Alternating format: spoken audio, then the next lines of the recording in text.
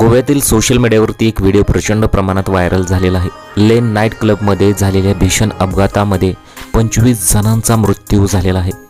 याचा एक video social मीडियावरती प्रचंड प्रमाणात व्हायरल होत आहे। तो व्हायरल व्हिडिओ नक्की काय आहे ते पाहूयात। स्थानिकांनी सांगितले की ही घटना मध्यरात्री 12 वाजण्याच्या सुमारास घडली आणि स्फोट इतका शक्तिशाली होता की जवळच्या इमारतींमध्ये ऐकू आला।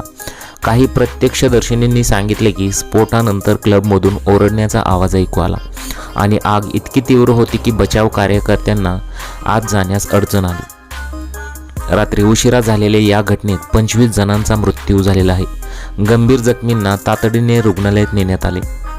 नाईट क्लबच्या स्वयंपाकघरात सिलेंडरचा स्फोट झाल्याचे वृत्त आहे आणि आगीने संपूर्ण क्लबला लवकरच वेढले। या शक्तिशाली स्फोटामुळे क्लबमध्ये घबराट निर्माण झाली आणि सोशल मीडियावरती सुद्धा एक व्हिडिओ प्रचंड प्रमाणात व्हायरल झालेला आहे। या व्हायरल झालेल्या व्हिडिओमध्ये तुम्ही पाहू शकता की एक डान्स करणारी महिला डान्स करत आहे आणि त्यानंतर स्फोटाचे काही दृश्य दिसत आहेत। डान्स करत असताना अचानक आग लागते आणि सगळ्यांचं लक्ष त्याच्यावरती जातं आणि मग सगळेजण पळतात।